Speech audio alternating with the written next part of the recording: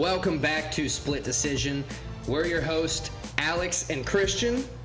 This week on episode 62, we're going to recap, what was it, UFC Paris? UFC Paris. Renato Moicano defeated Benoit Saint-Denis.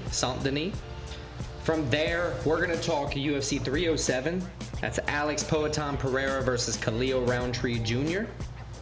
Then we'll move on to football. Huddle up. We'll talk NCAA Week 6, NFL Week 5, and as always, we'll wrap it up with the picks and bets of the week. Let's kick it off. Let's go.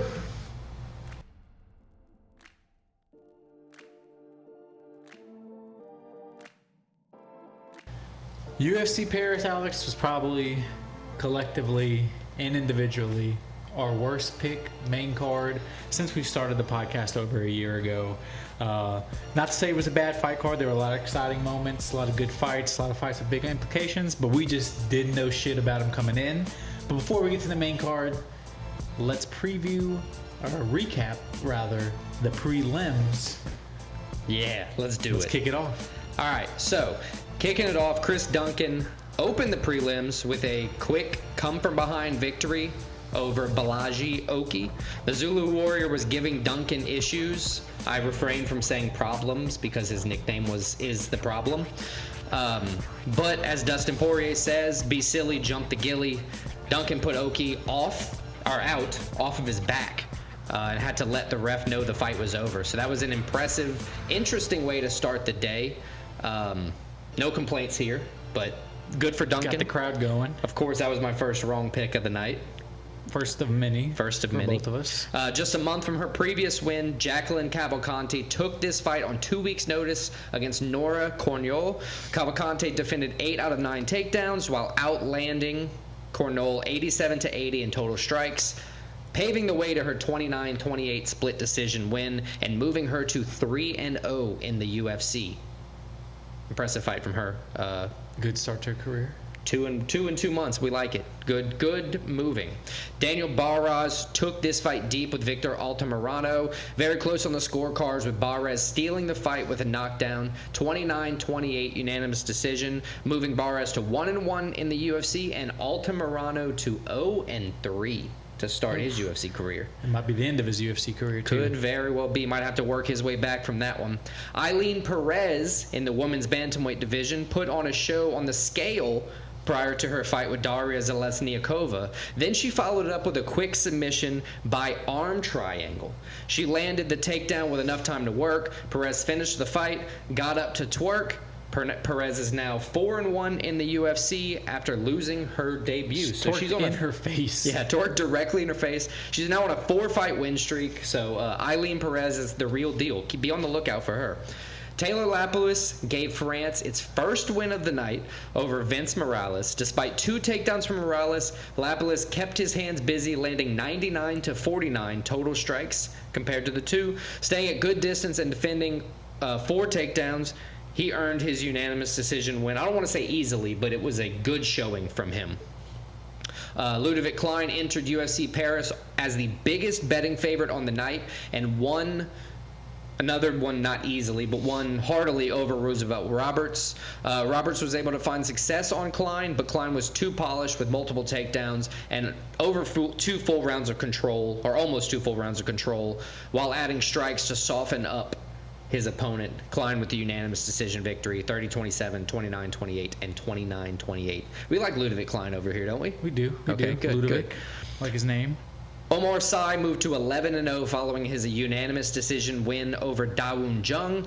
Using every tool in his belt, Sy outstruck, outgrappled, and outperformed Jung in every aspect of this fight, in my opinion. Sy landed 2 out of 7 takedowns with 3 minutes of control, outstriking his opponent 97-36, winning 30-27 on all the judges' scorecards. Another good one. And Iwan Cutelaba defeated Irvan Erslan by split decision, despite being more active and controlling the fight for the majority of the time. Cutelaba landed 3 out of 12 takedowns, but had a noticeable advantage in the speed and the striking power. This moves Cutelaba to a strange 7-9-1 in the UFC. He's had a hell of a rocky career, but they keep him around because he keeps doing impressive fights. He's a very fun guy. He's entertaining. Yeah, very entertaining. But yeah, that wraps up. Draw. Yeah, win, lose, or draw. He's putting everything out there. The Hulk is the real deal. That wraps up the prelims. Let's jump directly into the impressive for the card, but disappointing for my picks. And we're going to jump into one we both got wrong. Yeah. Ziam with the TKO third round over Matt Frevola. Yep. I think I picked 2 or 3 Americans over Frenchmen. I think all of them are wrong. Well, one of them was right. There you go. This was one of the wrong ones, though. Yeah. Ziam, impressive performance. Frevola.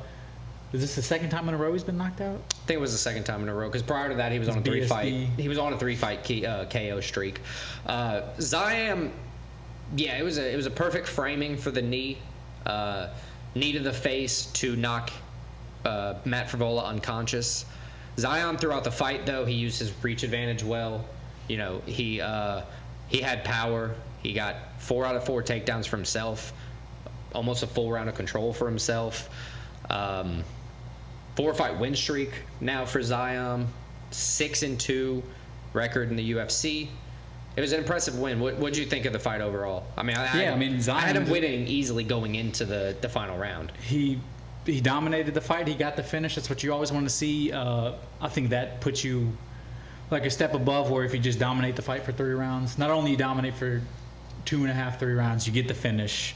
Overall, I think Ziam improved his stock greatly with the fans and with the UFC. Yeah, so it's impressive. I understand why he's never gotten a ranked opponent yet because the lightweight division is just so crazy stacked with tough opponents that aren't losing often.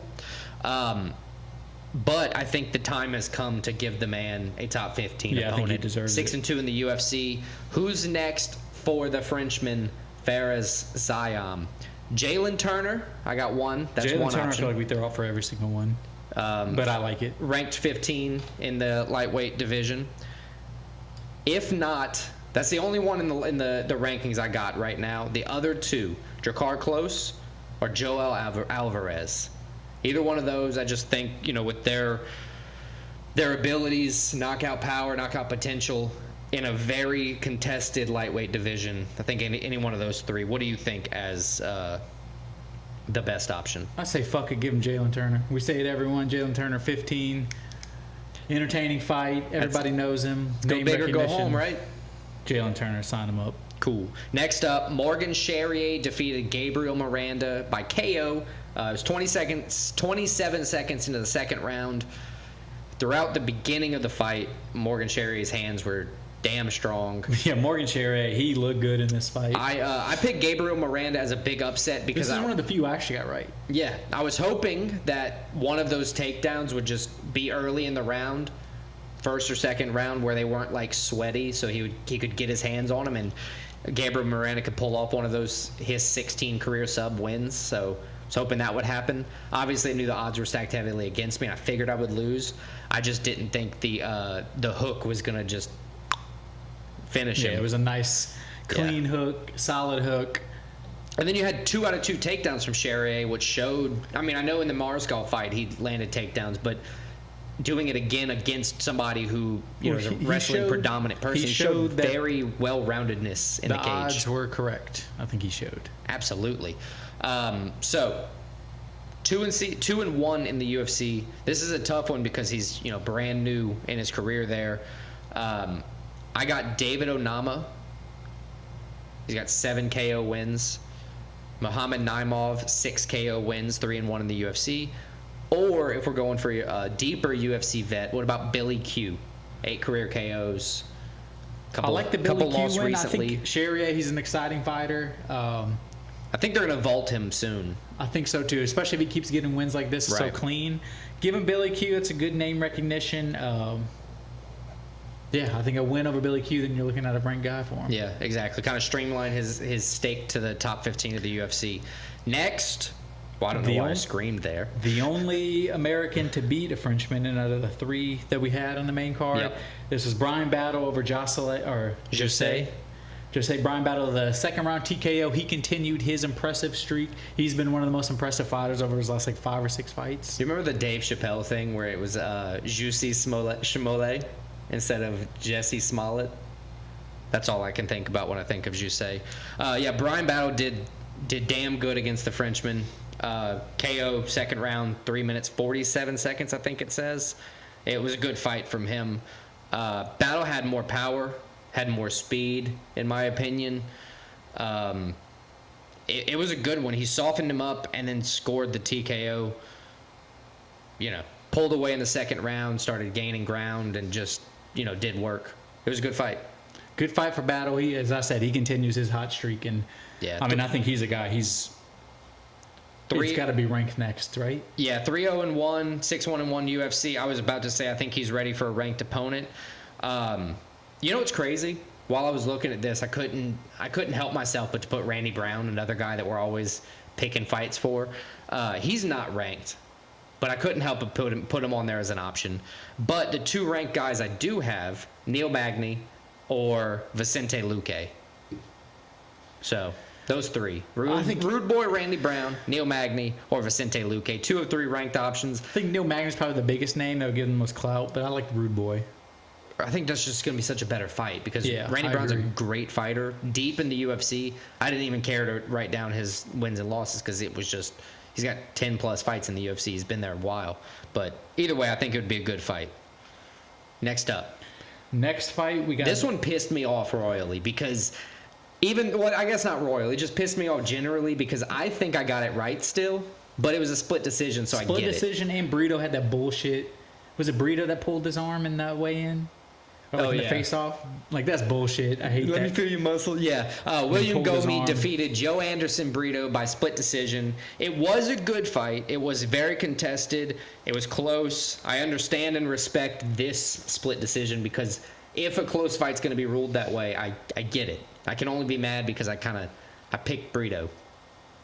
Yeah. And put money on Brito, so then I lost all it all. It was a justified split decision where you could see it either way. Looking at it, and the hometown guy, British, the French guy got the judge. Somebody be mad at you for calling him a Brit.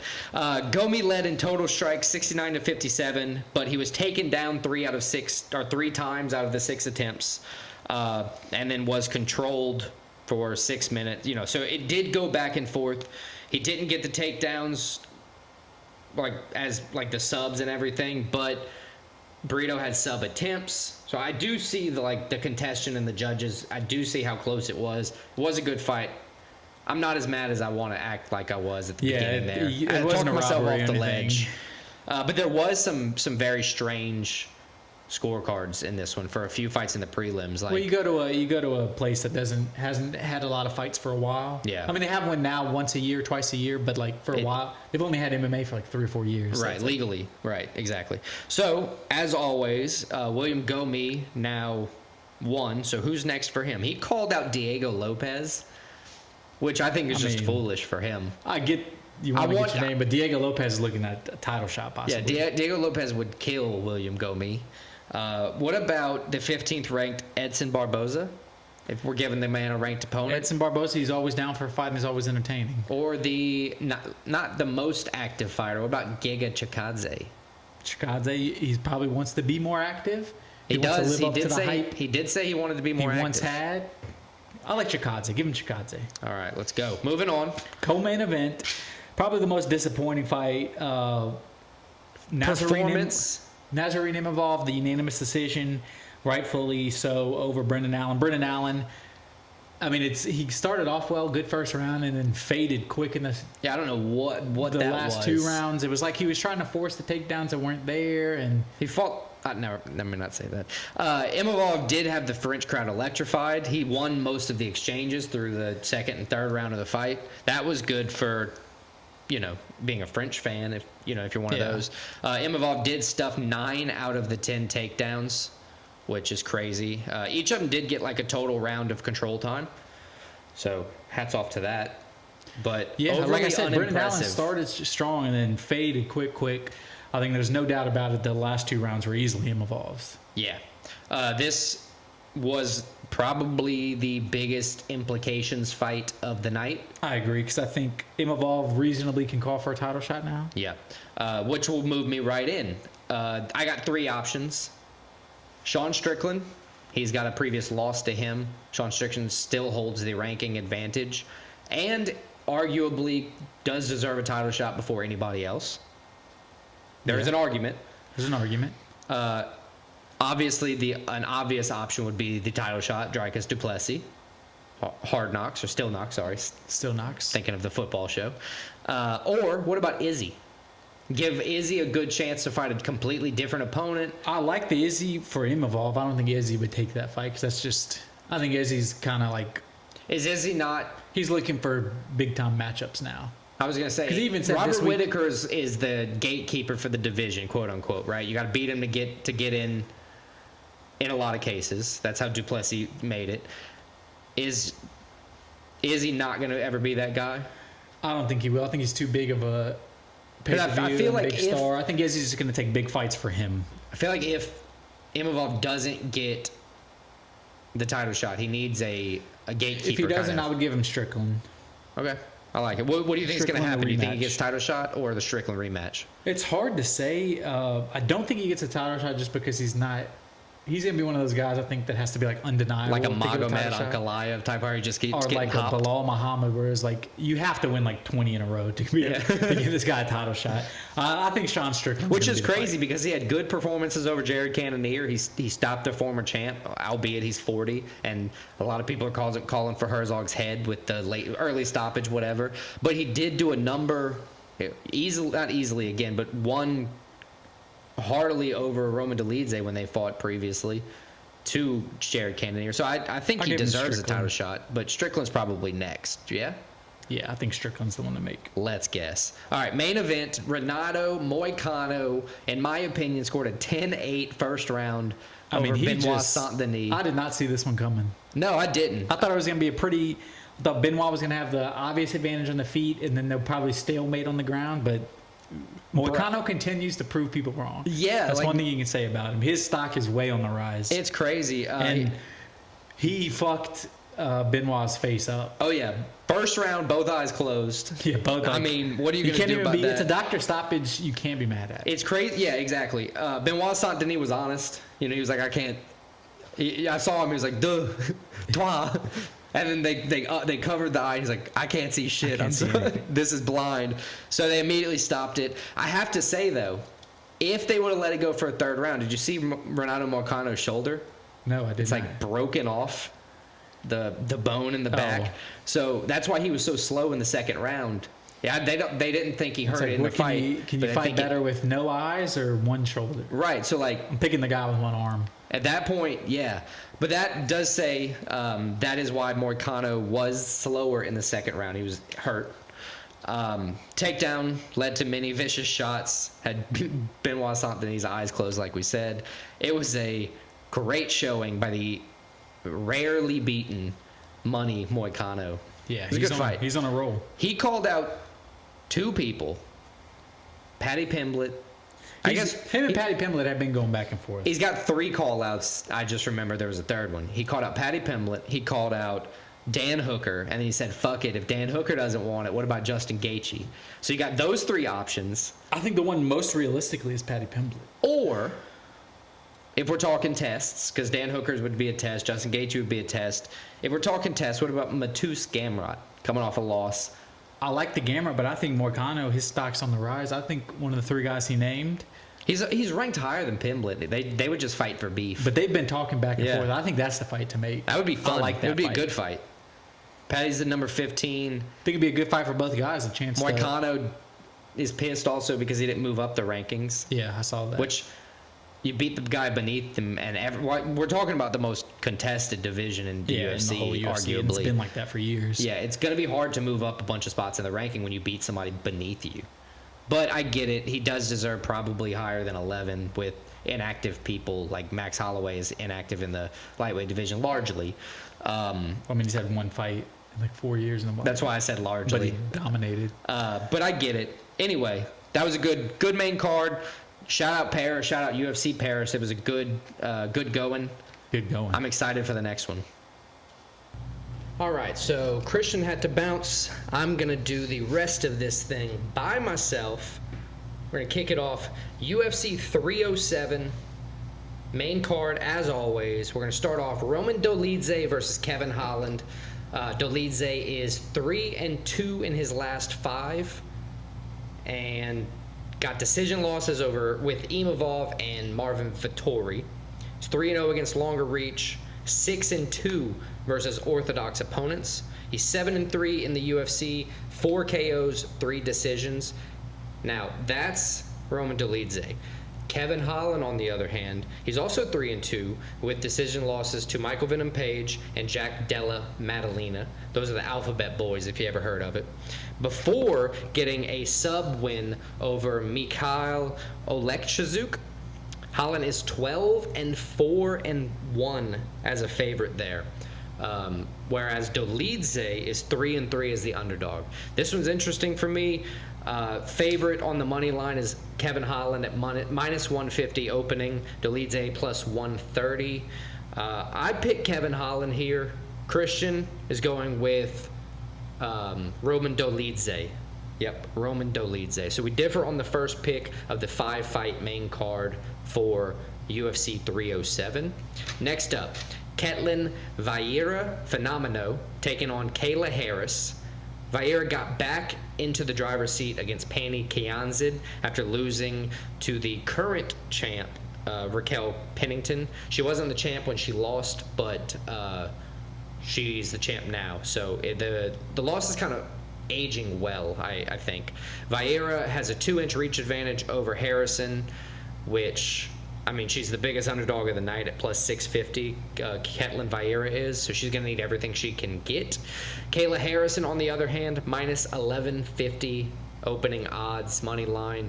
17-1 in her career, 1-0 in the UFC. Harrison won her UFC with a submission victory over Holly Holm. It was a good fight. She won in pretty much every aspect of that fight, and she has a strong aspect in almost every aspect of the fight game. It's a good matchup, even though it's got strong, diverse odds here. Ketlen is 6-1 against shorter reach, which she is the reach advantage there, and she's 2-0 against southpaws, which Kayla Harrison is. She's going to need all of those things, as well as her being 5-0 as an underdog in order to win. Unfortunately for Ketlen Vieira, me and Christian both pick Kayla Harrison. So that's just how that fight's going to go with minus 1150. Probably going to be a finish, if I had to say. Next up, bantamweights. Jose Aldo, second fight back on his return, taking on Mario Bautista. Aldo's 1-0 back after the extended layoff after his Merab fight. He lost that fight by decision, as most people with Merab encounters do. The good thing about the Merab fight, though, is Merab is now the champ, so that fight is aging well as well. Aldo is 6-5 against shorter reach and 5-4 as a dog. He's had 40 pro fights, so he's got a lot of runs in the UFC. It's a lot to go through. Bautista is on a 6-fight win streak. He's 8-2 in the UFC, 5-1 as a favorite, and 2-2 with the reach disadvantage. Now, I picked Jose Aldo, the longtime UFC vet. One of the reasons I pick him, he's one of the only guys to have ever knocked out Renato Moicano. I was going to tell that to Christian, but he's not here, as we don't hear anything from him. But Christian picks Mario Bautista. It's a tough fight. Plus 120 Aldo. He's technically the underdog. It's kind of a toss-up. And minus 140 to Mario Bautista. It's going to be a good fight. It's going to be a close fight. Close in reach, close in height. The only thing they're not close in is age. And that's where Jose Aldo has the disadvantage. This next one's going to be a big fight for the women's bantamweight division. Raquel Rocky Pennington taking on Julianna Pena, the Venezuela vixen. Pennington is on a 6-fight win streak, tearing through the top contention in the weight class, in the bantamweight class. 12-5 in the UFC. Pena won against Amanda Nunes, then lost the rematch and hasn't stopped talking about how she's the best fighter on the planet. Honestly, it's kind of annoying, but whatever. Pennington is 6-1 against reach. She's 7-0 against as a favorite, which is crazy.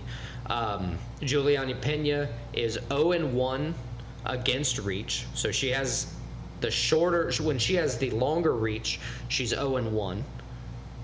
And she's 3-3 as the underdog. She's plus 140 underdog, albeit it's close. But I just think Raquel Pennington here, she's just so much stronger than everybody in the division right now. I don't think anybody, including the power and strength of Julianna Pena, is going to be able to come close to that. I just think with everything that the fight card on this fight brings, Raquel Pennington's going to keep the belt, and defend her belt in the women's bantamweight division. Next, Christian agrees. Raquel Pennington win over Julianna Pena. Next, Alex Poatan Pereira taking on Khalil Rountree. This is going to be a fun one. Neither guy looks to shoot a takedown, it seems. Alex Pereira is headlining his 6th UFC numbered card, which is impressive. He's 5-1 in that time. This is his 3rd light heavyweight defense of the belt. The hands of stone are, of course, going to be thrown here. Rountree is on a 5-fight win streak, 4 KOs in that time. He does have a 3.5-inch reach disadvantage. He's 1-2 with disadvantage in the UFC. He's 6-5 against orthodox opponents. He's a southpaw. It's different. Khalil Rountree does bring a good diverse mix of things, but Poatan Pereira opened the line at minus 500. Khalil Rountree is plus 375 or plus 350. It's one that I don't count Alex Pereira out. I'm never going to vote against Alex Pereira in any standpoint. Until I see it happen, I'm riding the hype train. So me and Christian both say Alex Pereira for the win, probably by finish over Khalil Rountree. And that's going to finish up UFC 307. Next week, we'll be back to full form, regular form. We'll be looking at UFC Fight Night, I believe it is. Tatsuro Taira versus Brandon Royval. Yeah, it is a UFC Fight Night. Royval versus Taira. Check us out then next week. Like and subscribe. Do all the things. Thanks for watching. Bye. All right, so another week of stakes and takes in the bag. Last week, we brought you 16 total picks, and the abysmal run to start Season 3 is continuing, it seems. We're going to fix it this week, but before we do that, last week, me and Christian both went 8-8. Somehow, we're both tied, 46-30. I have the advantage, 16 wins, 14 losses on the stakes, so where we put our money where our mouth is. And Christian has 15-15. We're both down units. Let's move past that so we can get the wins for this week. These are going to be better. We're going to be back to form. We're going to win way more than we lose. Let's go through all of the... I'm going to give all the UFC picks first. That way that's out of the way. And then I'll just jump straight into the 5 college football and the 5 NFL for this week. All right, so first up, I pick all 5 UFC fights on the main card of UFC 307. Kevin Holland, Kayla Harrison, Jose Aldo, Raquel Pennington, and Alex Pereira. Christian, he picks Roman Dolidze, Kayla Harrison, Mario Bautista, Raquel Pennington, and Alex Pereira. So we differed 2 fights on the main card. Now, Christian picked the 5 college football, almost said fights, college football games we're going to be talking about. Once again, he's not here. He had to roll out for a none of your business thing. All right. So first up, we're going to go Syracuse at UNLV. UNLV is a 6.5-point favorite, over under 58.5 points for the total game. Syracuse with the money line at plus 200, UNLV minus 250. All right, let's break it down. Syracuse is 3-1 to start the season. They have a notable win over Georgia Tech, 31-28. Kyle McCord is averaging over 330 passing yards a game. I think it's like 345, 350, with 4 touchdowns in 3 of his 4 appearances this season. Pretty impressive. Williams is the new starter for UNLV after the Sluka debacle. with the contract or whatever. UNLV since has been leaning on the rushing game. They're probably going to lean on it a little bit more anyway. Flip-flop with that, Syracuse leans on the pass. Both teams allow yards. Neither team is going to win the college football championship or anything like that. Who's going to win this week? Me and Christian both pick UNLV. That's going to be Friday, October 8th, 8 p.m. Next up, Missouri. That's going to be Saturday, October 5th. Missouri at Texas A&M.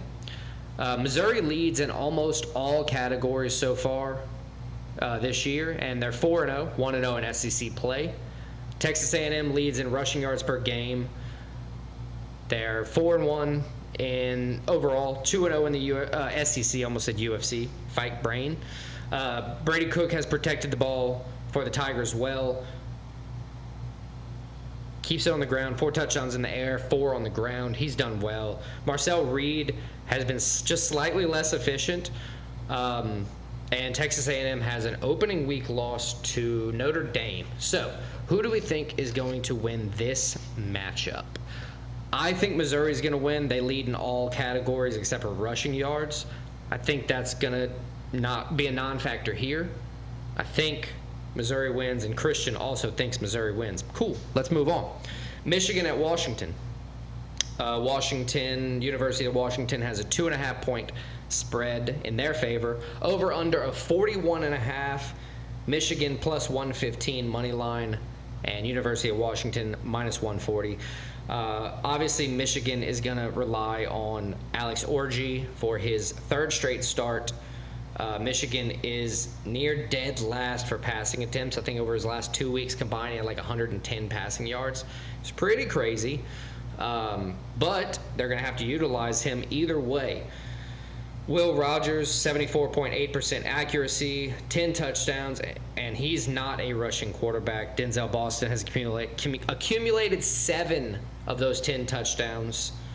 Jonah Coleman leads the ground approach. I pick Washington in this game. Christian picks Michigan. He doesn't think they need the quarterback. Auburn at Georgia. Georgia's favored at 24.5, over under of 52.5. Auburn moneyline plus 1,100.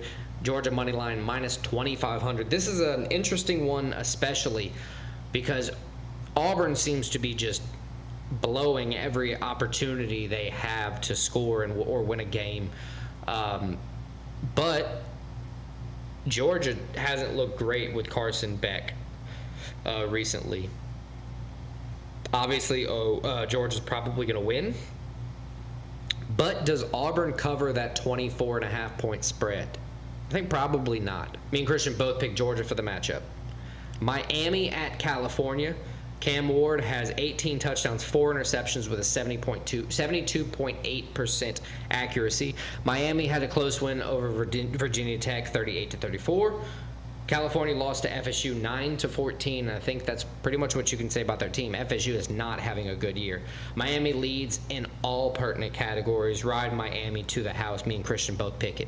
That is the college picks for us. Moving on to the NFL. First up, Jets at Vikings. It's not really at Vikings because the game's in London. Minnesota has a 2.5-point favorite for themselves, over under a 40.5. Jets money line plus 125. Minnesota money line minus 150. Last week, the Jets lost 9-10 against the Denver Broncos. Vikings won 31-29 over the Packers. Sam Darnold is back, okay? He leads the league in touchdowns. He's like 9th in the league in yards. Aaron Rodgers is going to have bad games like last week from time to time, but he's also going to have crazy, impressive games. Christian thinks the Jets are going to win because of that type of impressive game that the Jets could have. I think the Vikings are not going to fade here, and I think the Vikings are going to win to go 5-0 to start. I think they're 5-0. 5-0 to start their run of 2024 football. Yeah, the Jets are 4-0. Cool. Next up, Bills at Texans. Buffalo is going to the Texans, favorited by 1. Over under 47.5. Buffalo money line minus 120. Houston Texans money line plus 100. This is an interesting one again. Another game that's going to be tight potentially. Last week the Bills lost 10-35 against the Ravens at the Ravens' home. Houston won divisional game 24-20 over the Jags and needed that win to not go 2-2. Both teams are 3-1 here. Texans are 2-0 at home. Bills are 1-1 away. Josh Allen and the Bills are going to look to right the ship this week. They didn't perform well. James Cook couldn't get it going. Khalil Shakir couldn't get it going. They're going to look to, switch that back on. The Texans have been pretty good. They didn't look great against the Colts week 1, but they've rebounded well. They've lost 1 in that time. Me and Christian both think the Bills are going to win in week 5. Yeah. Moving on. Packers at the Rams. Green Bay favorited by 3. Over under of 48.5 here. Jordan Love is back, so you have a Green Bay money line minus 175. Los Angeles Rams money line plus 145. So Rams at home are underdogs. Packers lost to the Vikings last week 29-31. Good showing. Rams lost to the Bears 18-24. Bad showing. Rams are beat up though. Puka, Cup, the whole gang's hurt, relying on young guys, rookies. Packers have Jordan Love back, and it seems like they're going to be clicking right away with Jaden Reed. So let's ride Josh Jacobs, Jaden Reed, and the Jordan Love train with the Packers. Both of us, Christian and Alex, Packers to win over the Rams. Cowboys at Steelers. Pittsburgh favored by 2.5 at home. Over under 44 total points here. Let's go. Dallas is plus 115 money line. Pittsburgh minus 135. Last week's Cowboys scored a weird 20-15 win over the Giants, where the Steelers had a 24-27 loss to the Colts. Shout out Colts. Justin Fields is looking way better than when he was with the Bears, but the Cowboys need to figure out to start that click. They got Zeke back, they got Dowdle, they got CeeDee Lamb, they got Brandon Cooks. They got everybody on offense they need. They just need to do something. Cowboys are 2-0 away, 2-2 on the season. Steelers are 3-1, 1-0 at home. Steelers don't have a good defense. They're not allowing a bunch of points per game, but the Cowboys offense, as always, has crazy potential. If the Dallas Cowboys offense clicks, I could easily see the Cowboys winning, and I think Christian also thinks that that's going to happen. The Cowboys winning against the Steelers. Lastly, Saints at Chiefs. Kansas City favored by 5.5. Over under 43.5. New Orleans money line 200 plus, giving them the underdog line. Kansas City money line minus 250.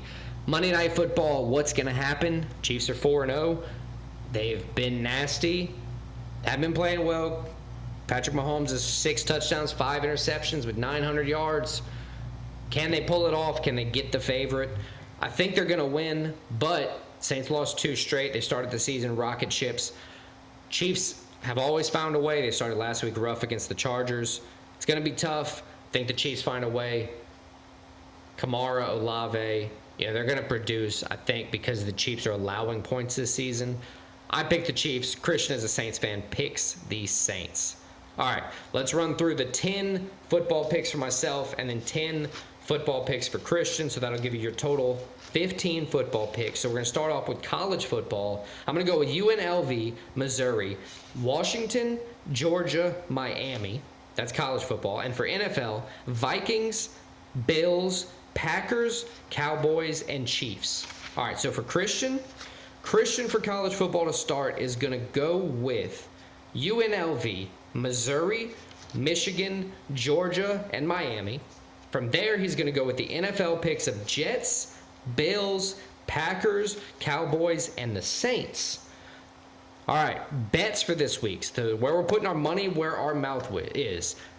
Alex, I'm going to pick and bet 5 picks, 2 units per. Kevin Holland money line minus 154 over Roman Dolidze. Raquel Pennington money line minus 180 over Julianna Loudmouth Pena. I'm going to go with Syracuse covering UNLV at minus 110. Vikings money line minus 154 over the Jets. Packers money line minus 168 over the, who was that? The Rams. All right, that's all 5 of mine. And Christian, he's going to go with Roman Dolidze over Kevin Holland, money line plus 140. Missouri, money line plus 110. Michigan, money line plus 115. Jets, money line plus 125. And Bills, money line minus 120. That's going to be 2 units apiece for him, all 5 of his picks. Fade it if you don't like it. If you do like it, follow us. Let us know if you win. Appreciate it. Thanks, guys. Check us out next week. Like I said, we'll be back to full form. We have UFC. We have football. Let's go. Thanks.